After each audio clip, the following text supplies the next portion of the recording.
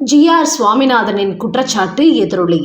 திருப்பரங்குன்றம் மலையில் இறங்கிய மதுரை உயர்நீதிமன்றம். வசமாக சிக்கிக்கொண்ட சிக்கந்தர் தர்கா. மு.க. ஸ்டாலின் சொன்ன அண்டப்புழுகு செய்தி எல்லாம் அம்பலத்துக்கு வரப்போகிறது. மொத்த மலையும் நீதிமன்ற கட்டுப்பாட்டுக்குள் வரப்போவதால் புதிய பரபரப்பு. வணக்கம் நண்பர்களே. ஏற்கனவே இந்தியாவில் உள்ள பல பிரசித்தி பெற்ற இந்து கோவில்கள் இடிக்கப்பட்டு அதற்குள் இஸ்லாமிய மசூதிகள் இருப்பதாக தொடர்ந்து குற்றச்சாட்டுகளும் ஆதாரங்களும் வெளியாகி வருகின்றன. இந்தியாவில் இஸ்லாமிய மன்னர்கள் ஆட்சி செய்தபோது இந்து கோவில்களை இடித்துவிட்டு அதற்குள்ளே அவர்கள் மசூதிகளை கட்டியுள்ளார்கள். அதனால்தான் அது குறித்த ஆதாரங்களும் தடயங்களும் வெளியாகி சமீப காலமாக பல கோவில்கள் மீட்கப்பட்டு வருகிறது. இதுபோன்ற ஏராளமான சொத்துக்கள் வக்ஃப் வாரியத்துக்குள் இருப்பதாகவும் புகார்கள் எழுந்து வருகிறது. இப்படியான நிலையில் திருப்பரங்குன்றம் முருகன் மலையும் கடந்த பல மாதங்களாகவே விவாதங்களில் சிக்கியுள்ளது. குறிப்பாக திருப்பரங்குன்றம் கோவிலுக்கு சொந்தமான நிலத்தை சிக்கந்தர் தர்கா அபகரித்து வருகிறது. தமிழக முதலமைச்சர் மு.க. ஸ்டாலினும் இஸ்லாமியர்களின் ஆதரவாளர் என்பதால் திருப்பரங்குன்றம் மலையையே சிக்கந்தர் தர்காவுக்கு சொந்தமாக்கிவிட வேண்டும் என்பதற்கான முயற்சிகளில் ஈடுபட்டு வருகிறார். அதனால்தான் அந்த மலை உச்சியில் உள்ள தீபத்தூணில் இந்துக்களை தீபம் ஏற்றிவிட்டால் மலையை சிக்கந்தர் பாஷா தர்கா பக்கம் இழுக முடியாது என்பதற்காக அதற்கு எதிரான வேலைகளில் மு.க. ஸ்டாலின் ஈடுபட்டு வருகிறார். அதோடு அந்த மலை உச்சியில் இருப்பது முருகன் கோவிலின் தீபத்தூணே அல்ல, அது சமணர் காலத்து கல்தூண் என்றெல்லாம் திமுக செய்தியை பரப்பி வந்தது. அந்த அளவுக்கு திருப்பரங்குன்றம் மலையை முருகன் கோவில் மலையாக்கிவிடக் கூடாது, அதை சிக்கந்தர் பாஷா தர்காவுக்கு சொந்தமானதாக்கிவிட வேண்டும் என்று திமுக திரைமறைவில் வேலை செய்து கொண்டிருக்கிறது. ஆனால் இந்த விவகாரத்தில் இந்துக்கள் விழிப்படைந்து விட்டதால் மு.க. ஸ்டாலின் திட்டமிட்டபடி திருப்பரங்குன்றம் மலையை அபகரிக்க முடியாத சூழல் நிலவிக் கொண்டு வருகிறது. அதோடு திருப்பரங்குன்றம் மலையில் சிக்கந்தர் பாஷா தர்காவுக்கு சொந்தமான இடம் குறுகிய பகுதியாக இருந்தாலும் அதை அவர்கள் தற்போது பெரிய அளவில் அதிகப்படுத்திவிட்டதாகவும் குற்றச்சாட்டுகள் எழுந்துள்ள நிலையில் திருப்பரங்குன்றம் மலையை தொல்லியல் துறை அளவீடு செய்ய வேண்டும் என்று தற்போது மதுரை உயர்நீதிமன்றத்தில் ஒரு வழக்கு தொடரப்பட்டுள்ளது.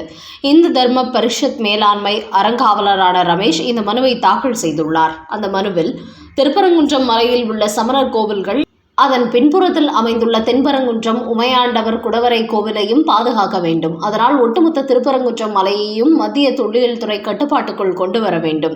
முக்கியமாக திருப்பரங்குன்றம் மலையை பலரும் ஆக்கிரமித்துள்ளார்கள். இங்குள்ள பல கோவில்கள் இடிக்கப்பட்டுள்ளது. குறிப்பாக திருப்பரங்குன்றம் முருகன் கோவிலுக்கு சொந்தமான மலைப்பகுதி பலரால் ஆக்கிரமிக்கப்பட்டிருக்கிறது. கடந்த காலங்களில் சிக்கந்தர் பாஷா தர்கா மிக சிறிய அளவில் இருந்த நிலையில் தற்போது மிகப்பெரிய அளவில் அதிகரித்திருக்கிறது. முருகன் கோவிலுக்கு சொந்தமான மலையை அவர்கள் தங்கள் வசப்படுத்தி இருப்பது தெரிகிறது. அதனால் திருப்பரங்குன்றம் மலையில் முருகன் கோவிலுக்கு சொந்தமான பகுதியை தொல்லியல் துறை அளவீடு செய்ய வேண்டும். அதில் சிக்கந்தர் தர்கா ஆக்கிரமிப்பு செய்திருந்தால் அவற்றை உடனடியாக கோவில் நிலத்துக்குள் கொண்டு வர வேண்டும். அதோடு நீதிமன்றத்திலும் அவர்கள் மீது வழக்கு தொடர வேண்டும். இனிவரும் காலங்களில் கோவில் நிலத்தை ஆக்கிரமித்தால் கடுமையான நடவடிக்கை எடுக்க வேண்டும் என்று அந்த மனுவில் அவர் கோரிக்கை வைத்திருக்கிறார். இதையடுத்து நீதிபதிகள் இந்த வழக்கில் மதுரை மாவட்ட கலெக்டரை எதிர்மனுதாரராக்கி மத்திய தொல்லியல் துறையுடன் வருவாய்த்துறை அதிகாரிகளும் இணைந்து திருப்பரங்குன்றம் மலைப்பகுதியை அளவீடு செய்ய வேண்டும் என்று உத்தரவு பிறப்பித்துள்ளார்கள். குறிப்பாக வருகிற மே 31ஆம் தேதிக்குள் இந்த பணிகளை முடிக்க வேண்டும். அதனால் இந்த வழக்கு குறித்த விசாரணை ஜூன் மாதத்திற்கு தள்ளி வைக்கப்பட்டிருக்கிறது என்று நீதிபதி உத்தரவிட்டுள்ளார். இதன் காரணமாகவே அடுத்தபடியாக சிக்கந்தர் தர்கா அபகரித்து வைத்துள்ள திருப்பரங்குன்றம் முருகன் கோவில் நிலங்கள் மீட்கப்படும் என்பது தெரியவந்துள்ளது.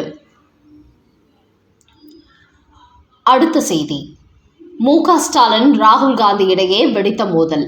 அண்ணாமலை வெளியிட்ட பின்னணி தகவல்.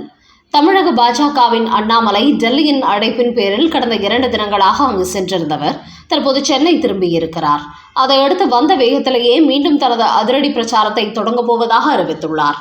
இந்த நிலையில் கோவை விமான நிலையத்தில் அவர் வெளியிட்டுள்ள ஒரு செய்தியில், தமிழ்நாட்டில் தேசிய ஜனநாயக கூட்டணிக்கு வெற்றி வாய்ப்பு பிரகாசமாக உள்ளது. குறிப்பாக இந்த கூட்டணிக்குள் எந்த சலசலப்பும் கிடையாது. அனைத்து கட்சிகளுமே தாங்கள் மட்டுமின்றி கூட்டணியில் இடம்பெற்றுள்ள மற்ற கட்சிகளின் வெற்றிக்காகவும் பாடுபடுகிறார்கள். இந்த ஒற்றுமைதான் எங்கள் கூட்டணியின் வெற்றியை உறுதிப்படுத்தப் போகிறது என்று கூறியிருக்கிறார் அண்ணாமலை. அதே சமயம் இண்டி கூட்டணியில் மிகப்பெரிய விரிசல் விழுந்திருக்கிறது. குறிப்பாக இத்தனை காலமும் திமுகவின் கொத்தடிமை போல் இருந்த காங்கிரஸ் கட்சி இப்போது விழித்துக் கொள்ள தொடங்கியுள்ளது. திமுக கூட்டணியில் இருந்தால் காங்கிரஸ் கட்சிக்கு எதிர்காலமே இல்லை என்பதை புரிந்து கொண்ட ராகுல் காந்தி மு.க. ஸ்டாலினுக்கு எதிராக திரும்பியிருக்கிறார். அதனால்தான் ஒரே நாளில் மு.க. ஸ்டாலினும் ராகுல் காந்தியும் புதுச்சேரியில் பிரச்சாரம் செய்த போதும் இருவரும் சந்தித்துக் கொள்ளவில்லை. அதோடு ஒருவர் பெயரை இன்னொருவர் பிரச்சாரத்தில் பயன்படுத்தவே இல்லை. இதன் மூலம் அவர்கள் 2 பேருக்கும் இடையிலான கடுமையான உட்கட்சி மோதல் இருப்பது தெரிய வந்திருக்கிறது. இன்னும் சொல்ல போனால் சட்டமன்ற தேர்தலுக்கு முன்பே திமுக கூட்டணியிலிருந்து வெளியேற நினைத்தார் ராகுல் காந்தி. ஆனால் திமுகவில் இருந்து கனிமொழி உள்ளிட்ட பலரும் டெல்லிக்கு சென்று அவர்களின் காலில் விழுந்து கூட்டணியை தக்க வைத்துக் கொண்டார்கள். அப்படி இல்லை என்றால் காங்கிரஸ் தாவேகா கூட்டணி உருவாகி திமுகவின் கதை எப்போதும் முடிந்திருக்கும்.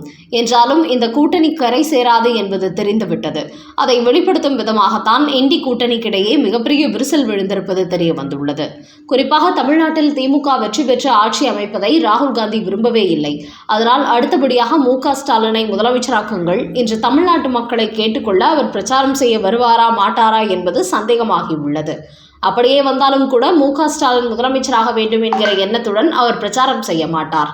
காங்கிரஸ் கட்சியின் வேட்பாளர்களை வெற்றி பெற வையுங்கள் என்பதை தான் முன்வைப்பார் என்று கூறியிருக்கிறார் அண்ணாமலை. அதையடுத்து அரவக்குறிச்சி தொகுதியில் போட்டியிட்ட போது நான் வாக்காளர்களுக்கு பணப்பட்டுவாடா செய்ததாக செந்தில் பாலாஜி ஒரு குற்றச்சாட்டு முன்வைத்திருக்கிறார். ஆனால் யார் பொதுமக்களுக்கு பணம் பரிசு பொருட்கள் பட்டுவாடா செய்கிறார்கள் என்பது ஊருக்கே தெரியும். ஆனால் தன்னுடைய தவறை மறைப்பதற்காக என் மீது குற்றம் சுமத்துகிறார். நான் ஓட்டுக்காக எந்த மக்களுக்கும் ஒரு பைசா கூட கொடுத்ததில்லை. முடிந்தால் அதை செந்தில் பாலாஜி நிரூபித்து காட்டட்டும். காரணம், என்னை பொறுத்தவரை நேர்மையான அரசியல் என்பதில் உறுதியாக இருக்கிறேன். அப்படி இருக்கும் தான் எப்படி ஓட்டுக்கு லஞ்சம் கொடுப்பேன்? எல்லோரும் செந்தில் பாலாஜி ஆகிவிட முடியாது என்று கூறியிருக்கும் அண்ணாமலை இந்த தேர்தலில் பொய் வாக்குறுதிகளை சொல்லி எப்படியாவது மக்களை மீண்டும் ஏமாற்றி ஓட்டு வாங்க வேண்டும் என்று முதலமைச்சர் மு.க. ஸ்டாலின், கனிமொழி, உதயநிதி போன்றவர்கள் தமிழ்நாடு முழுக்க பொய் வாக்குறுதிகளை அள்ளிவிட்டு வருகிறார்கள். இப்படிதான் கடந்த 2021 சட்டமன்ற தேர்தலுக்கு முன்பும் பொய் சொல்லி தமிழ்நாட்டு தாய்மார்களை ஏமாற்றினார்கள். நாங்கள் வெற்றி பெற்றதும் அனைத்து தாய்மார்களுக்கும் மாதந்தோறும் 1000 ரூபாய் என்று சொன்னவர்கள் ஆட்சிக்கு வந்த பிறகு தகுதி வாய்ந்த மகளிருக்கு மட்டுமே என்று சொல்லி தமிழ்நாட்டு தாய்மார்களை ஏமாற்றிவிட்டார்கள். அதனால் இனிமேலும் திமுக கொடுக்கும் வாக்குறுதிகளை நம்பி தமிழ்நாட்டு மக்கள் ஏமாறுவதற்கு தயாராக இல்லை. திமுகவின் பொய்யான அரசியல் இனிமேல் தமிழ்நாட்டில் ஈடுபடாது. அதோடு தாங்கள் மட்டுமே பிரச்சாரம் செய்ய வேண்டும், எதிர்க்கட்சிகளுக்கு பிரச்சாரம் செய்ய அனுமதிக்க கூடாது என்று காவல்துறை அதிகாரிகளுக்கு உத்தரவு போட்டுள்ளார் ஸ்டாலின். அதனால்தான் எங்களை போன்ற கட்சிகளுக்கு எதிர்பார்த்த இடங்களில் பிரச்சாரம் செய்ய அனுமதி கிடைப்பதில்லை. குறிப்பாக சொல்ல வேண்டும் என்றால் தமிழக வெற்றிக் கழகத்தின் பிரச்சாரத்துக்கு இவர்கள் அனுமதிப்பதே இல்லை. திமுகவின் ஓட்டுகளை தமிழக வெற்றிக் கழகம் பெரிய அளவில் பிரிக்கப் போவதால் அந்த கட்சியின் வாக்குறுதிகளும் பிரச்சாரமும் மக்களை போய் சென்று சேர்ந்துவிடக் கூடாது என்பதற்காகவே இதுபோன்று திமுக அரசு தடை போட்டு வருகிறது. ஆளுங்கட்சியான திமுகவை நன்மதிப்பை பெற வேண்டும் என்பதற்காக சில காவல்துறை அதிகாரிகள் நடுநிலை தவறுவது வேதனை அளிக்கிறது என்று கூறியுள்ள அண்ணாமலை, இந்த சட்டமன்ற தேர்தலில் தேசிய ஜனநாயக கூட்டணி மிகப்பெரிய அளவில் வெற்றி பெறும், தமிழ்நாட்டில் ஆட்சி மாற்றம் வருவது உறுதியாகிவிட்டது என்று தனது கருத்தினை அழுத்தம் திருத்தமாக பதிவு செய்திருக்கிறார். மு.க. ஸ்டாலின் கொரோனாவில் போயிருக்க வேண்டியவர். எடப்பாடியின் பேச்சால் கொந்தளித்த கனிமொழி. தற்போது திமுகவுக்கு எதிரான பரப்புரையில் படுதீவிரம் அடைந்திருக்கிறார் எடப்பாடி பழனிசாமி. இந்த நிலையில் சென்னையில் நடந்த அதிமுக வேட்பாளரின் பிரச்சார கூட்டத்தில் அவர் பங்கேற்ற போது, நாங்கள் ஆட்சிக்கு வந்தவுடன் தற்போது ரேஷன் கடைகளில் வாங்கும் அரிசியை விட தரமான அரிசி வழங்குவோம் என்று தெரிவித்தார். அதோடு நல்ல வேளை திமுக ஆட்சியில் கொரோனா பேரிடர் ஏற்படவில்லை. அப்படி ஏற்பட்டிருந்தால் மு.க. ஸ்டாலினே கொரோனாவில் போயிருப்பார் என்று பேசியிருக்கிறார் எடப்பாடி பழனிசாமி. இது திமுக வட்டாரங்களில் பெரும் சலசலப்பை ஏற்படுத்தியிருக்கிறது. இந்த நிலையில் அதற்கு எதிராக கனிமொழி பொங்கி எழுந்திருக்கிறார். அவர் கூறுகையில், திமுக ஆட்சியில் கொரோனா பேரிடர் ஏற்பட்டிருந்தால் மு.க. ஸ்டாலினே போயிருப்பார் என்று எடப்பாடி பழனிசாமி பேசியிருப்பது கண்டிக்கத்தக்கது. கடந்த தேர்தல் வெற்றிக்காக ஒரு முதலமைச்சரை இப்படியெல்லாம் கீழ்த்தரமாக பேசுகிறார். அந்த அளவுக்கு முதலமைச்சர் மு.க. ஸ்டாலின் உயிரோடு இருப்பதிலேயே அவருக்கு உடன்பாடு இல்லை. அவர் இல்லை என்றால் தான் எளிதாக முதலமைச்சர் ஆகிவிடலாம் என்பதற்காக இப்படியெல்லாம் எடப்பாடி பழனிசாமி பேசுகிறார் என்று கூறியிருக்கும் கனிமொழி, உங்கள் அளவுக்கு எங்களால் இறங்கி பேச முடியாது. எங்கள் பரம்பரைக்கென்று ஒரு கதை இருக்கிறது, சரித்திரம் இருக்கிறது என்று சொல்லிவிட்டு எங்களை எதிர்த்தவர்களுக்கெல்லாம் மலர் வளையம் வைத்தவர்கள் தான் நாங்கள் என்பதை நீங்கள் மறந்துவிட வேண்டாம் என்று தங்களது பரம்பரை எப்பேற்பட்ட பரம்பரை என்று பெருமையோடு பேசியிருக்கிறார் கனிமொழி.